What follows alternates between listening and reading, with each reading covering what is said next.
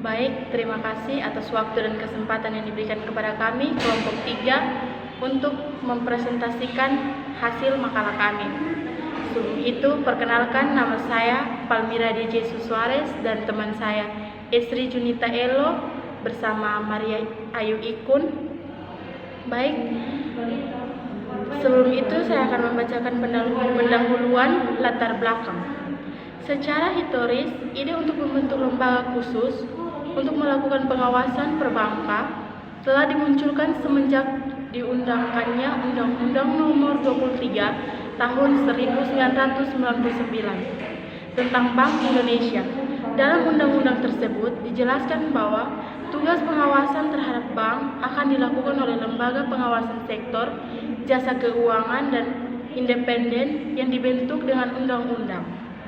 Dengan melihat ketentuan tersebut, maka telah dijelaskan bahwa pada ketentuan selanjutnya dinyatakan bahwa pembentukan lembaga pengawasan akan dilaksanakan selama 31 Desember 2002.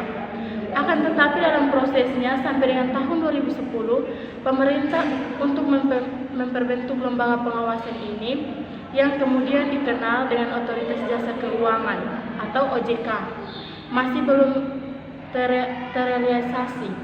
Kondisi tersebut menyebabkan dalam kurun waktu hampir 1 dekade belum Otoritas Jasa Keuangan atau OJK tidak dapat menjadi pengawasan perkembangan perbankan yang belakang atau banyak fenomena-fenomena negatif. B. Rumusan masalah. 1. Apa pengertian Otoritas Jasa Keuangan? 2. Bagaimana pembentukan status dan tempat kedudukan Otoritas Jasa Keuangan? 3. Apa saja visi dan misi Otoritas Jasa Keuangan? 4. Apa saja tujuan, fungsi, dan kewenangan Otoritas Jasa Keuangan? C. Tujuan penulisan. Mengetahui apa yang dimaksud dengan Otoritas Jasa Keuangan. 2. Mengetahui pembentukan status dan tempat kedudukan Otoritas Jasa Keuangan. 3. Mengetahui visi dan misi Otoritas Jasa Keuangan. 4. Mengetahui, mengerti, dan memahami fungsi serta kewenangan Otoritas Jasa Keuangan. Baik, saya akan mempersilakan pemateri pertama, yaitu pemateri pertama dibawa oleh saya sendiri. Pembahasan A. Pengertian Otoritas Jasa Keuangan atau OJK. Otoritas Jasa Keuangan atau OJK merupakan sebuah lembaga baru yang dirancang untuk melakukan. Terima kasih atas waktu dan kesempatan yang telah diberikan kepada saya. Nama saya Maria Ayu Ikun. Di sini saya akan membacakan materi yang kedua. B. Pembentukan status dan tempat kedudukan Otoritas Jasa Keuangan.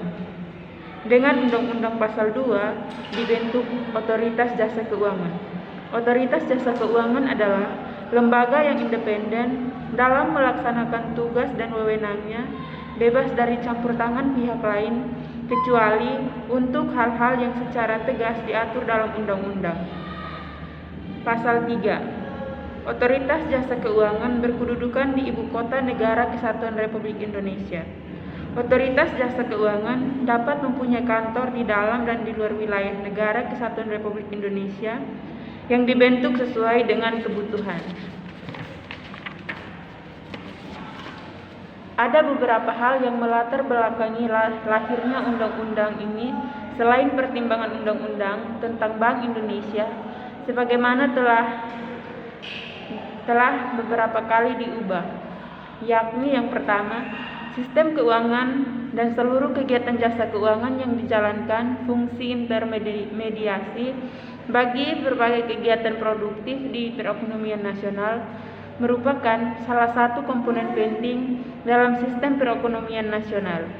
Yang kedua, terjadinya proses globalisasi dalam sistem keuangan dan pesatnya kemajuan di bidang teknologi informasi serta inovasi finansial telah menciptakan sistem keuangan yang sangat kompleks, dinamis, dan saling terkait antara subsektor keuangan baik dalam hal produk maupun kelembagaan.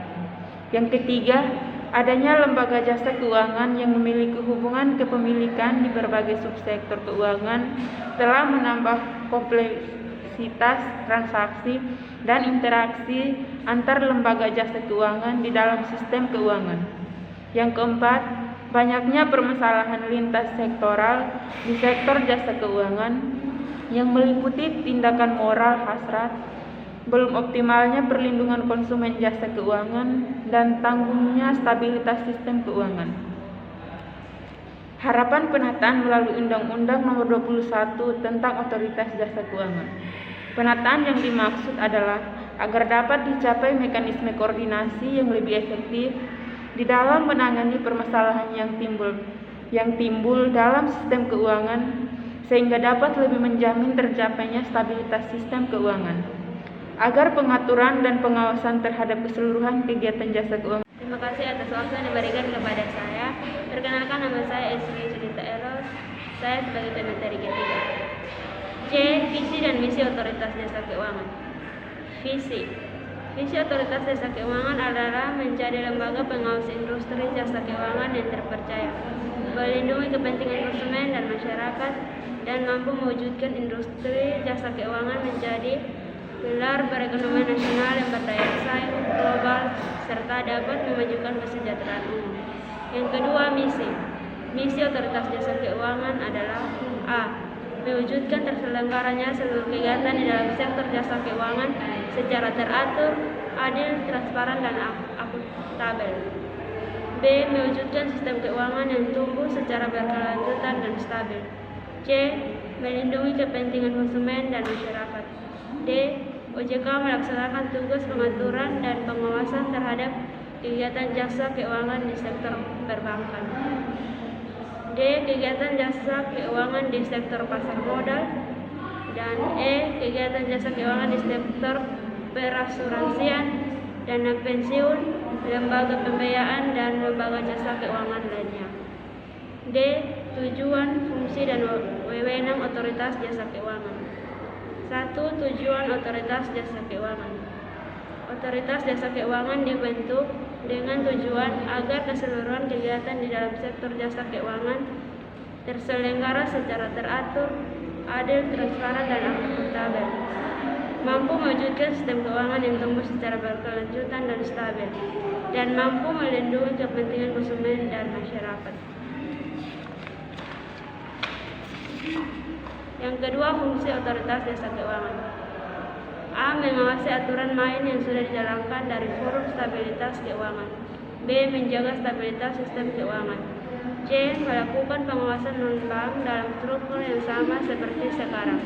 D. Pengawasan bank keluar dari otoritas B1 sebagai bank sentral dan dipegang oleh lembaga baru. Yang ketiga, wewenang Otoritas Jasa Keuangan. Dalam melaksanakan tugas pengaturan, OJK memiliki beberapa wewenang yang bisa dilakukan. Wewenang tersebut antara lain: yang pertama, menetapkan peraturan pelaksanaan undang-undang. Yang kedua, menetapkan peraturan perundang-undangan di sektor jasa keuangan. Yang ketiga, menetapkan peraturan dan keputusan OJK. Yang keempat, menetapkan peraturan mengenai pengawasan di sektor jasa keuangan. Yang kelima, menetapkan peraturan mengenai pengawasan di sektor jasa keuangan. Yang keenam, menetapkan kebijakan mengenai pelaksanaan tugas OJK. Yang ketujuh, menetapkan peraturan mengenai tata cara penetapan perintah tertulis terhadap lembaga jasa keuangan dan pihak tertentu. Yang kedelapan, menetapkan peraturan mengenai tata cara penetapan pengelola status pada lembaga jasa keuangan. Yang kesembilan, menetapkan struktur organisasi dan infrastruktur serta mengelola, memelihara, dan menata usahakan kekayaan dan kewajiban.